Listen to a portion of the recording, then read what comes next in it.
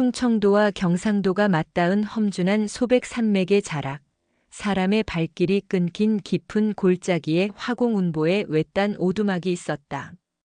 운보는 한때 도성에서 이름난 화원이었으나 죽은 아내를 잊지 못해 붓을 꺾고 산속으로 숨어든 사내였다.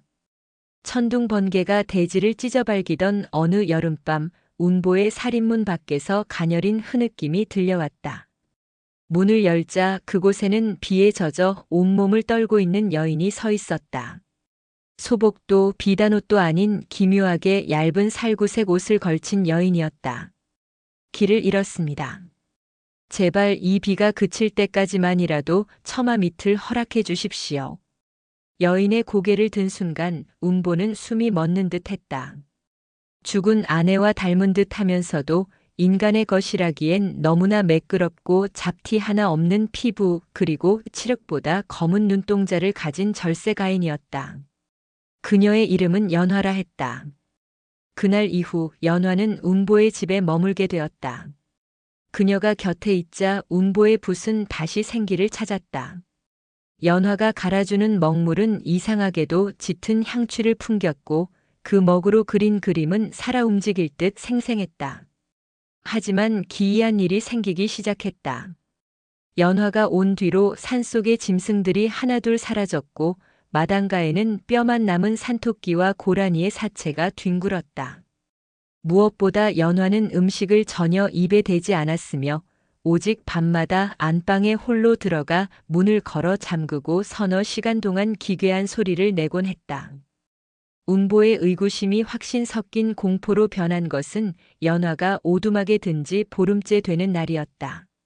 그날 밤은 유독 달빛이 구름에 가려져 사방이 묵빛처럼 어두웠고 산짐승들의 울음소리조차 뚝 끊겨 기분 나쁜 정적이 감돌았다. 자정이 지나자 어김없이 옆방에서 기괴한 소음이 새어나오기 시작했다. 사각, 사각, 찍, 쩍. 운보는 마른 침을 삼키며 문구멍 앞에 바짝 다가앉았다. 손가락 끝으로 창호지에 조심스레 구멍을 뚫자 방 안의 매캐한 향냄새와 함께 비릿한 피냄새가 콧망울을 찔렀다.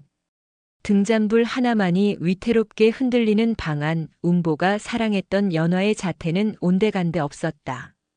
방 한가운데에는 나무로 짠 낡은 옷걸이가 서 있었는데 그 위에는 속이 텅 빈 사람의 형상을 한 얇고 투명한 가죽 한 벌이 허물처럼 걸려 있었다. 여인의 가슴과 배, 그리고 가느다란 팔다리가 공허하게 늘어져 있었고 그 가죽의 얼굴 부위는 마치 잠든 것처럼 눈을 감고 있었다. 그 가죽 앞에 쪼그리고 앉아 있는 것은 인간이 아니었다. 그것은 몸 전체가 멍든 것처럼 보라색을 띤 털이 숭숭 난 거대한 괴물이었다. 괴물의 등은 굽어 있었고 군데군데 도단한 혹에서는 검은 진액이 흘러나왔다. 괴물은 가느다란 붓에 붉은 안료를 묻혀 옷걸이에 걸린 가죽의 입술 부위에 소름 끼칠 정도로 정성스럽게 색을 입히고 있었다. 어제는 저 아랫마을 10만이 놈의 가죽을 썼더니 질감이 너무 거칠어. 역시 여인의 가죽이라야 붓끝이 비단 위를 걷는 듯 매끄럽구나. 괴물은 낮은 쉰 목소리로 중얼거리며 붓질을 멈추지 않았다. 그는 가죽의 눈꺼풀을 들어 올려 눈동자를 다시 그리고 손톱 끝에는 분홍빛 안료를 칠해 생기를 불어넣었다. 마치 죽은 시체를 다시 빚어 살아있는 인형으로 만드는 기이한 의식 같았다. 채색을 마친 괴물은 만족스러운 듯 크크대며 웃더니 갑자기 제 몸을 뒤틀기 시작했다. 쩍쩍 마이너스. 괴물은 양손으로 가죽의 발목 부분을 벌리더니 자신의 흉측한 보랏빛 발을 그 안으로 밀어넣었다. 마치 너무 작은 옷을 억지로 껴입듯 괴물의 근육과 뼈가 뒤틀리며 가죽 속으로 빨려 들어갔다. 가느다란 가죽의 팔 속으로 괴물의 굵은 팔이 들어가자 가죽은 찢어질 듯 팽팽하게 부풀어 올랐고 괴물이 어깨를 비틀어 가죽 안으로 몸을 집어넣을 때마다 인간의 뼈가 어긋나는 듯한 우두둑 소리가 방 안에 울려 퍼졌다. 마지막으로 괴물은 자신의 일그러진 머리 위로 가죽의 얼굴 부분을 뒤집어 썼다. 가죽의 눈구멍과 괴물의 핏발 선 눈이 맞닿는 순간 쭈글쭈글하던 가죽이 괴물의 안면 근육에 착 달라붙으며 생기를 머금었다. 단 몇 번의 거친 숨소리 끝에 방 안에는 흉측한 보라색 괴물 대신 다시금 아름답고 청초한 연화가 앉아 있었다. 그녀는 거울 앞에 앉아 붓자국이 남은 입술을 매만지며 미소 지었다. 그러나 그 미소는 거울 너머 문틈으로 자신을 지켜보는 운보를 이미 알고 있다는 듯 소름 끼치게 잔혹한 방향으로 휘어 있었다. 이 가죽도 이제 안쪽이 다 헐어서 너덜거리는구나. 내일은 더 싱싱하고 따뜻한 도화지를 벗겨내야겠어.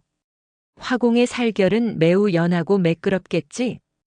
운보는 그 말에 온몸의 피가 차갑게 식는 것을 느꼈다. 도망치려 발을 때려 했으나 공포에 질린 육신은 바닥에 뿌리를 내린 듯 꼼짝도 하지 않았다. 이튿날 밤 운보는 도망치기 위해 짐을 쌌으나 그의 오두막은 연화가 쳐둔 기괴한 결계에 갇혀 있었다. 마당으로 나가려 해도 발은 지늘구덩이에 빠진 듯 무거웠고 공기는 끈적한 가죽 냄새로 가득 차 숨조차 쉬기 어려웠다. 결국 운보는 안방 침상 위에 사지가 묶인 채 뉘어졌다.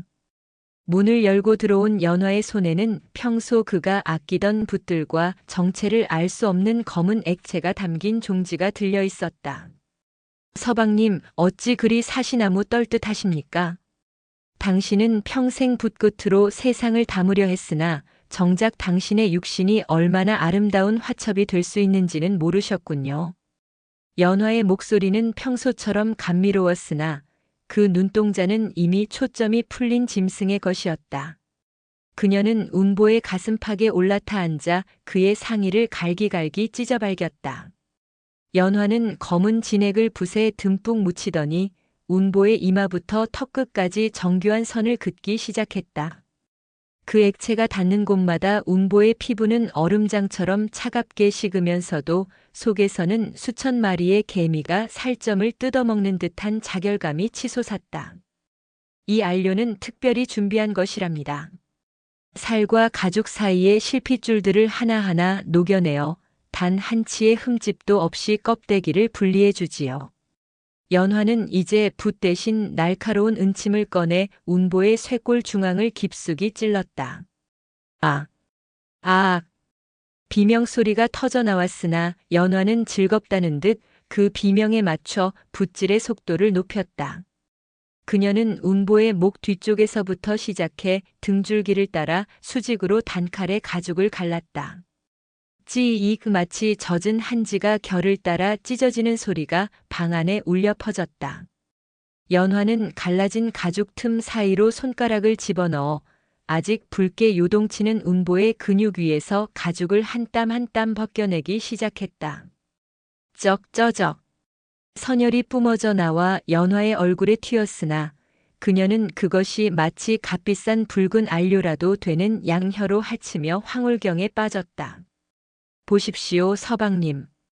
당신의 등 가죽은 햇살에 잘 말린 비단보다 결이 곱고 당신의 가슴 가죽은 갓 태어난 짐승의 태막보다 부드럽군요.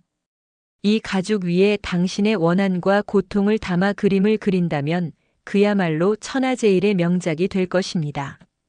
연화의 손놀림이 빨라질수록 운보의 육신은 서서히 붉은 속살을 드러내며 흉측하게 변해갔다. 이마에서 시작해 눈꺼풀, 뺨 그리고 입술까지. 얼굴 가죽이 통째로 뒤집혀 올라갈 때 운보는 자신의 눈알이 공기 중에 직접 노출되는 극심한 안고통과 함께 시야가 붉게 물드는 것을 느꼈다. 연화는 이제 완전히 분리된 운보의 전신 가죽을 양손으로 높이 들어 올렸다. 그것은 마치 투명한 잠옷처럼 허공에서 흔들거렸고 가죽의 안쪽 면에는 운보의 생기가 서린 붉은 핏줄들이 거미줄처럼 얽혀 있었다. 자, 이제 옷을 갈아입을 시간입니다. 연화는 자신이 뒤집어 쓰고 있던 날고해진 여인의 가죽을 단숨에 벗어던졌다. 그 안에서 튀어나온 보랏빛 괴물의 본체는 갓 벗겨낸 운보의 따끈따끈한 가죽 속으로 미끄러지듯 파고들었다. 괴물의 근육이 운보의 가죽 안쪽 핏줄들과 맞닿으며 치익하는 소리와 함께 하나로 엉겨붙었다. 침상 위에는 가죽을 모두 빼앗긴 채 붉은 근육과 하얀 뼈마디들이 노출되어 경련하는 진짜 운보의 본체만이 피웅덩이 속에서 헐떡이고 있었다. 그리고 그 옆에는 방금 전까지 침상에 누워있던 운보와 똑같은 얼굴을 한 괴물이 일어나 앉아 자신의 새로운 손마디를 까딱이며 만족스럽게 웃고 있었다. 동이 트기 직전의 새벽, 오두막 안은 죽음보다 더한 정적에 잠겼다. 침상 위에는 가죽을 몽땅 빼앗겨 붉은 속살과 하얀 힘줄만이 적나라하게 드러난 고기 덩어리가 된 진짜 운보가 간신히 숨을 몰아쉬고 있었다. 가죽이 없어진 근육은 공기에 닿는 것만으로도 소금을 뿌린 듯 타오르는 고통을 내뱉었으나 괴물이 발라놓은 기괴한 안료 탓에 죽음조차 허락되지 않은 채 경련할 뿐이었다. 그 곁에서 괴물은 운보의 가죽을 완전히 제거처럼 길들이고 있었다. 거울 앞에 선 새로운 운보는 제 뺨을 만져보고 손가락 마디마디를 꺾어보며 소름 끼치는 만족감을 드러냈다. 역시 화공의 가죽이라 그런지 손끝의 감각이 예민하기 그지없구나. 이제야 붓을 제대로 놀릴 수 있겠어. 괴물은 바닥에 굴러다니던 연화의 옛 가죽 이미 생기가 다해 썩은 생선 껍질처럼 쭈글쭈글해진 을 발로 찼다. 그리고는 피눈물을 흘리며 바닥을 긁고 있는 진짜 운보의 본체를 향해 몸을 숙였다. 서방님, 너무 억울해하지 마십시오. 당신은 죽어서도 나의 가장 훌륭한 화첩이 될 것이니. 괴물은 운보의 화실에서 가장 큰 화폭을 가져와 바닥에 펼쳤다. 그러고는 가죽이 벗겨진 채 꿈틀대는 운보의 육신을 산채로 그 위에 짓눌러 고정시켰다. 근육에서 배어나오는 선혈과 진물이 화폭에 그대로 스며들어 기괴한 문양을 만들어냈다.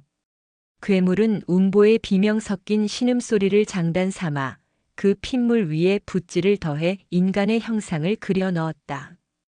몇 시간 뒤 해가 중천에 떴을 때 오두막의 문이 활짝 열렸다. 안색이 무척이나 맑고 기품이 넘치는 운보가 마당으로 나와 기지개를 켰다. 소문을 듣고 그림을 사러 온 마을 장바닥의 거상들이 그를 반갑게 맞이했다. 아이고 운보 화공. 소문대로 안색이 아주 좋아지셨구려. 오늘 드디어 그 명작을 보여주시는 거요? 물론이지요. 밤새 신령한 기운을 받아 제 평생의 역작을 완성했습니다. 괴물이 웃으며 사람들을 화실로 안내했다. 방 안에는 거대한 병풍 하나가 세워져 있었다. 그 병풍 속에는 한 남자가 고통에 일그러진 표정으로 허공을 향해 손을 뻗는 모습이 그려져 있었는데 그 질감이 너무나 입체적이고 생생하여 마치 그림 속에서 금방이라도 튀어나올 것만 같았다. 세상에, 이 붉은색은 도대체 어떤 안료를 쓴 겁니까? 마치 살아있는 피처럼 진동을 하는군요. 거상이 감탄하며 그림에 손을 대려하자 운보의 가죽을 쓴 괴물이 부드럽게 그를 제지하며 속삭였다. 손대지 마십시오. 아직 안감이 마르지 않았습니다. 이 그림은 시간이 지날수록 당신의 체온을 나누어 가질 것입니다. 사람들은 그림의 기괴함에 압도되면서도 그 신비로운 매력에 홀려 거금을 내놓고 앞다투어 그림을 사갔다. 하지만 그들은 알지 못했다. 그 그림의 캔버스가 된 것이 무엇인지, 그리고 그들이 그림을 들고 방을 나설 때 그림 속 남자의 눈동자가 미세하게 움직이며 살려달라고 울부짖고 있었다는 사실을. 손님들이 모두 떠나고 난 뒤 괴물은 남겨진 금괴들을 뒤주에 던져넣고 다시 거울 앞에 앉았다. 그는 제 목 근처의 가죽이 약간 들뜬 것을 발견하고는 능숙하게 붓을 들어 제 목살과 가죽 사이를 붉은 액체로 접착시키기 시작했다. 다음은 누구의 가죽을 얻으러 가볼까? 이왕이면 이 그림을 사간 부자놈의 가죽이 좋겠군. 돈 냄새가 밴 가죽은 어떤 맛일지 궁금하단 말이야. 괴물은 운보의 목소리로 쾌활하게 웃으며 화실의 문을 걸어 잠갔다. 오두막 뒤편 숲속에는 가죽이 벗겨진 짐승들의 사체가 산처럼 쌓여가고 있었고 방 안의 병풍 뒤편에서는 가죽 없는 육신이 내뱉는 마지막 수증기가 차갑게 식어가고 있었다.